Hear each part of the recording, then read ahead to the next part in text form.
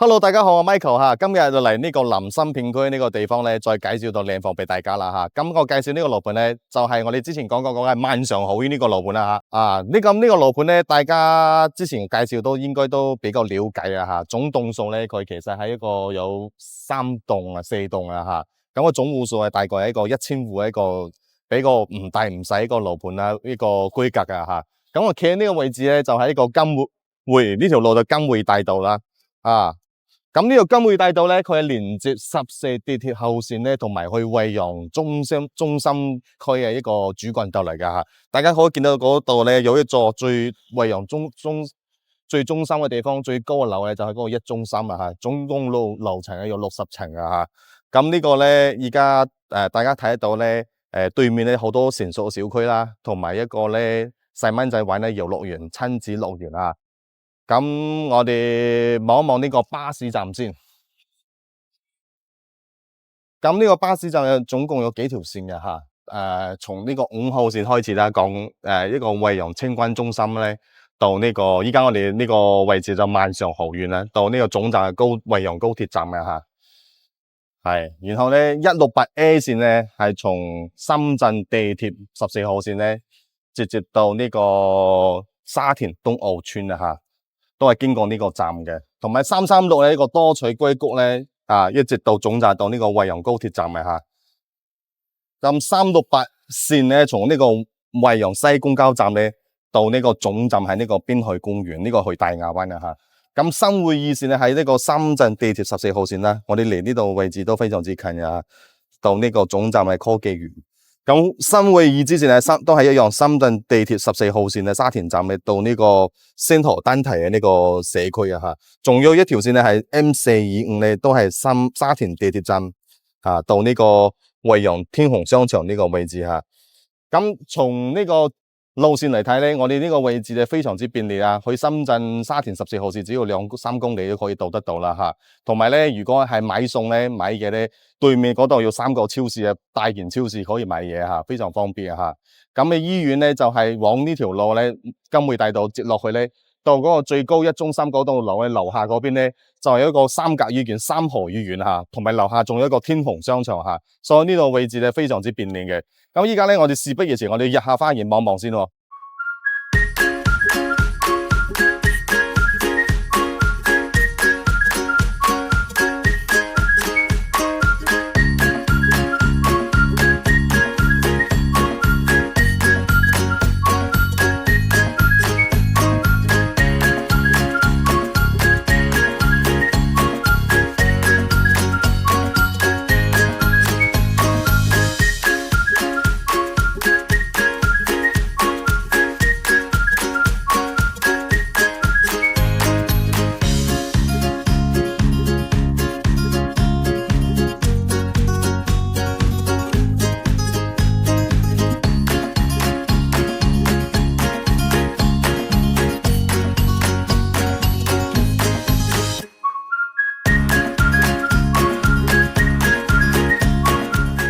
Hello， 大家好，我而家上嚟呢個單位啦，就係呢套房咧，係一個複式嘅4房2廳2衛嘅吓。咁呢個係用一個歐式風格嚟裝修啦。呢個業主係用咗呢個米黃色呢個風格嚟裝修，比較溫馨一啲啊吓。咁我身後呢個就係入戶門啦。咁呢個門咧，佢業主係已經換到一個質量好嘅門啊。佢用咗個97門，同埋呢個用咗呢個密碼鎖匙碌刻嘅一個密碼鎖。呢度做到一個1門道嘅一個鞋櫃啦，佢做到呢個咧收納性都非常之好啊吓，呢個櫃咧可以擺嗰啲嘢咧，放啲雜物咧，放啲鞋咧都 OK 冇問題啊吓。咁右邊呢個位置就喺呢個廚房啦，咁廚房咧都係用一個米黃色嘅呢個格調嚟做嘅吓，佢呢個3件套都有啦，呢個抽油煙機啦、爐罩啦、消毒櫃啦，咁同埋咧佢做咗呢個廚櫃都做晒啦吓，呢度煮食，呢度洗菜咁呢度咧係用一個熱水爐啦，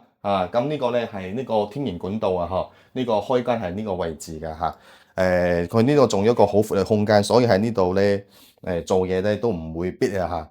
同埋佢預留咗呢個位置可以放一個大門雙門一個大雪櫃啊吓，我哋依家再望一望呢個客廳先。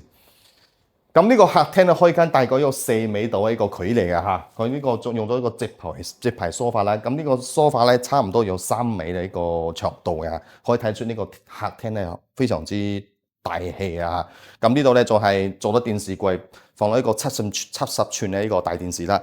啊，側邊就係一部冷氣機啊。咁大家可以睇到呢個中空係做得非常之霸氣啊！嚇，上面做咗嗰啲大吊燈啦。啊，上面呢度咧係仲有一個休閒嘅地方啊！等我哋上下2樓望望先。依家先睇下呢個陽台啊。哇！呢個陽台嘅視線係非常之好啊，因為呢個係頂樓複式咧，所以佢視野非常之靚嘅，冇任何遮擋啊！嚇大家睇得到啊，可以睇到花園啊，同埋外面嘅景色啦。啊，係啦，我哋再入去望一望其他嘅地方先。咁嚟到呢個位置咧，呢個就係呢個1樓嘅洗手間嚇。咁洗手間咧面積大概3米半嘅一個面積嚇。洗手間唔算好大，但係都非常之夠用。佢做到該有都做咗啦嚇。馬桶、洗手盆加鏡嚇，同埋通風嗰度係仲有窗嘅添嚇。咁你望望呢個房間先啦。咁呢個房間咧係用咗一個1米半嘅牆，同埋咧呢度做咗衣櫃啦嚇。呢個位置係一個窗嚟嘅，但係佢已經係用到呢個山水畫一個窗簾咧遮擋住嘅嚇，其實可以打開嘅。咁呢個咧就係一個書桌啦嚇，細蚊仔喺呢度讀書用電腦啊，咁呢度係方便啲嘅嚇。我哋再望下其他地方。嚟到呢個位置係一個餐廳啊嚇，餐廳咧佢用到呢個可以坐6-7個人位置係足夠嘅，因為佢呢張桌咧。其實可以移出嚟，然後咧呢個係收納咗嘅，其實可以打開嚟之後呢個桌咧闊度更加闊啊，可以坐個6-7個人係冇問題嘅啊。同埋咧業主呢度仲做咗呢個可以擺啲鞋啊，或者啲雜物啊，好似依家佢放呢個寵物狗個玩具係放喺呢度位置啦，可以睇到呢度收納都啲雜物啊都可以放得到，同埋呢啲鳩啊可以擺啲嘢啦，係嘛？同埋呢度佢做咗呢個弧形咧，呢個細細地嘅呢個收納位置，呢個櫃啦嚇，擺啲雜物係夠都可以用啊嚇。好，我哋等下我哋上下2樓望望先。上嚟樓梯間呢個位置咧，呢度係總共有3個房啊。你先睇下呢個房先。咁呢個房咧係唔算好大嚇，大概一個4個平方度啦，一個4-5個平方啊。但係佢都做到一個衣櫃啦。同埋呢度咧，佢仲未放牆，呢度冇做牆咧，係因為咧佢呢度可以做嗰啲摺疊牆啊，可以用嗰啲摺疊牆可以收埋又可以打開，咁你可以用，或者咧就可以做嗰啲揼米都可以啊嚇。我哋再望望其他房間，呢個房間大啲啊，呢個房間有一個6個平方度嚇。咁呢個咧以前業主可能係用嚟做呢個理療房啦，佢呢個係一個用嚟按摩床嚟嘅呢個嚇。咁呢個咧係庭椅啦，咁呢度按摩呢度可以坐下飲下茶㗎嚇，同埋呢做到呢個電腦台同埋一門到頂個衣櫃嘅嚇，呢個 TCL 呢個空調冷氣機都有嘅。